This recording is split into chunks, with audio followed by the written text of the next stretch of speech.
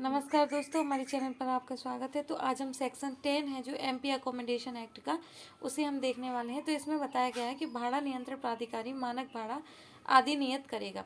पहली बात तो इसमें यही क्लियर कर देता है कि जो भाड़ा नियंत्रण प्राधिकारी रहता है वही मानक भाड़ा डिसाइड करेगा। तो इसमें ये बताया गया है कि जो भाड़ा नियंत्रण प्राधिकारी है वो किस तरीके से मानक भाड़ा को डिसाइड करेगा। तो भाड़ा नियंत्रण प्राधिकारी किसी ऐसे आवेदन पर, ठीक है, पहली बात तो ये है किसी ऐसे आवेदन पर जो भूस्वामी द्वारा या आविदारी द्वारा इस निमित्त से विहित रीति में किया गया हो किसी स्थान के संबंध में।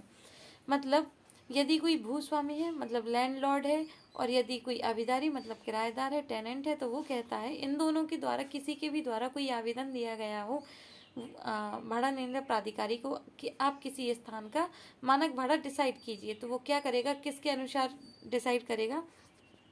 तो जो एक है, जो पहला है, वो बताता है कि मानक भाड़ा धारा 7 के उपबंधों के अनुसार होगा। मतलब पहली बात तो यह है कि जो मानक भाड़ा होगा 7 के उपबंधों के अनुसार होगा। दूसरी बात ये कहता है कि यदि 7 के नहीं तो यदि बढ़ा हुआ मानक भाड़ा है तो धारा 8 की यथा निर्दिष्ट वृद्धि यदि कोई हो तो नियत किया जाएगा। फिर इसमें जो सेकंड पॉइंट है वो ये बताता है किसी स्थान का मानक भाड़ा या उसकी विधिपूर्ण वृद्धि नियत करने में भाड़ा नियंत्रण प्राधिकारी कोई ऐसा रकम नियत करेगा जो उसे 7-8 के उपबंधों तथा उसमें की परिस्थितियों को ध्यान में रखते हुए युक्त हो।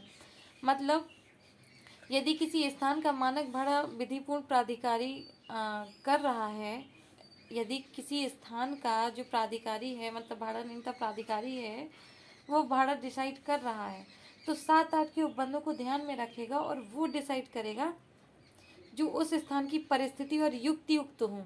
मतलब 7-8 किसी स्थान का मानक भाड़ा, उसकी विधिपूर्ण वृद्धि, मानक भाड़ा जो होगा 7 के तहत और विधिपूर्ण वृद्धि मतलब 8 के तहत नियत करने में भाड़ा नियंत्रण प्राधिकारी कोई ऐसी नियम जो रकम है वो नियत करेगा जो धारा 7-8 के उपबंधों तथा उस मामले की परिस्थितियों को ध्यान में रखते हुए युक्त हो। मतलब 7-8 के उपबंधों को तो ध्यान में रखा ही जाएगा, प्लस क्या है वो उस स्थान की परिस्थिति को भी ध्यान में रखेगा कि युक्त यहाँ के लिए क्या होगा। फिर जो 3 क्लॉज है वो ये बताता है किसी ऐसे स्थान का जिसका कि कोई भाग विधिपूर्ण उपभाड़े पर दिया गया हो तो मानक भाड़ा नियत करने में भाड़ा नियंत्रण प्राधिकारी उपभाड़े पर दिए गए भाग का मानक भाड़ा भी नियत करेगा। इसमें जो 3 क्लॉज है इसमें ये बताया गया है यदि विधिपूर्ण तरीके से उपभाड़े पर भी दिया गया है तो क्या होगा कि उपभाड़े पर दिए जाने की दशा में वहाँ का उपभाड़ा भी डिसाइड करेगा कौन, भाड़ा नियंत्रण प्राधिकारी। जो 4th क्लॉज है वो ये बताता है कि जहाँ किसी कारण से किसी स्थान का मानक भाड़ा उन सिद्धांतों पर जो कि 7-8 के ऊपर 7 उपवर्णित अवधारित करना संभव ना हो वहाँ भाड़ा नियंत्रण प्राधिकारी ऐसा भाड़ा नियत करेगा जो उस स्थान की स्थिति, स्थानिकता, अवस्था एवं उसमें दी गई सुरक्षा को ध्यान में रखते हुए जहाँ की स्थानिकता वैसे ही लगभग वैसे ही स्थानों वहाँ ऐसे स्थानों के संबंध में देय मानक भाड़ा को भी ध्यान में रखते हुए युक्त होगा। पहली बात ये करता है कि मानक भाड़ा कैसे किसके आवेदन पर डिसाइड किया जाएगा। तो या तो भूस्वामी कहेगा आवेदन कर सकता है या आविदारी, दोनों में से कोई भी आवेदन करेगा। पहली बात ये कहता है। फिर दूसरी बात करता है कि मानक भाड़ा 7 के उपबंधों के अनुसार होगा। तीसरी बात इसमें ये बताई गई है कि यदि बढ़ा हुआ मानक भाड़ा है तो वो वाला मानक भाड़ा डिसाइड होगा। इसमें बताया गया है जहाँ 7-8 यदि किसी स्थान का मानक भाड़ा डिसाइड हो रहा है तो 7-8 के उपबंधों को ध्यान में रखते हुए वहाँ की युक्त जो होगा परिस्थिति को भी देखेगा और युक्त जो भाड़ा होगा वो डिसाइड किया जाएगा। जो 3 क्लॉज है वो ये कहता है कि यदि उपभाड़े पर विधिपूर्ण तरीके से दिया गया है तो उपभाड़ा भी डिसाइड करेगा।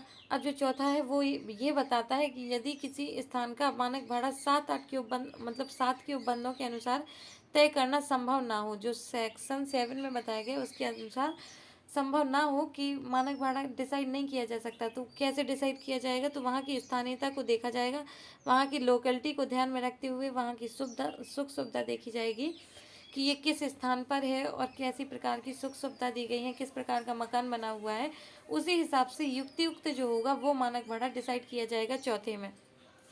जहाँ 7 के उपबंधों के अनुसार मानक भाड़ा डिसाइड आसानी से ना किया जा सकता हो। अब इसमें बताया गया है जो 5th क्लॉज है वो ये बताता है कि मानक भाड़ा 12 मास की अवधि के लिए नियत किया जाएगा। जो मानक भाड़ा होगा वो कितने महीने के लिए डिसाइड किया जाएगा, तो इसमें ये बताया है कि मानक भाड़ा 12 मास की अवधि के लिए डिसाइड किया जाएगा।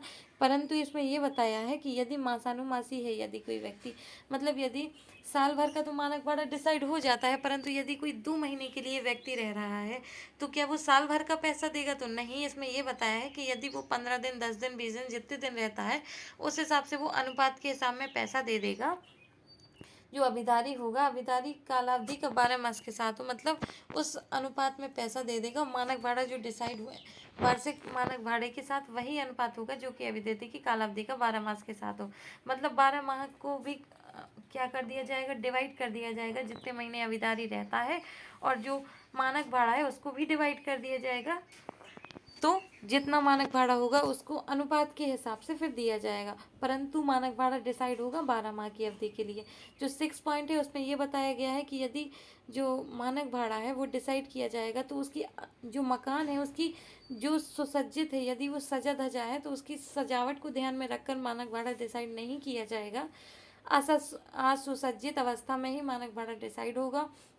और दूसरी बात इसमें ये बताई गई, यदि कोई फर्नीचर वगैरह यदि मकान मालिक देता है किराएदार को, तो फर्नीचर वगैरह का जो किराया रहता है उसका प्रभार अलग से किराएदार को देना होगा, वो अलग से वसूला जा सकता है। परंतु मानक भाड़े में फर्नीचर को जोड़ा नहीं जाएगा, उसे असुसज्जित अवस्था में ही मानक भाड़ा डिसाइड किया जाएगा।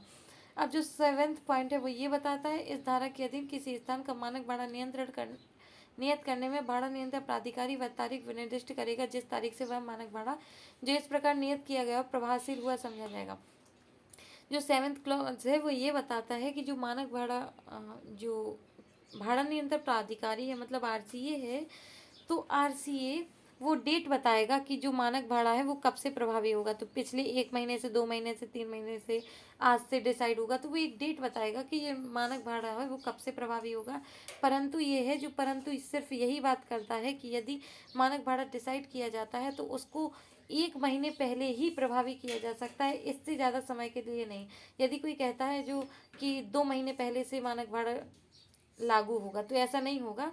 सिर्फ 1 माह पहले से ही मानक भाड़ा डिसाइड लागू हो सकता है, इससे ज़्यादा का नहीं। परंतु में यही बात की गई।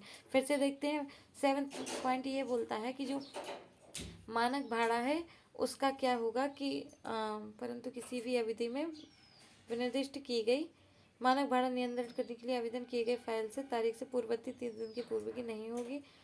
हाँ, मतलब वो डिसाइड करेगा कि मानक भाड़ा कब से देना होगा। 7वां क्लॉज में ये बताता है कि डिसाइड करेगा आरसीए के मानक भाड़े कब से प्रभावी होगा, कब से देना होगा, परंतु इसकी जो डेट होगी वो 1 माह पहले की नहीं होगी।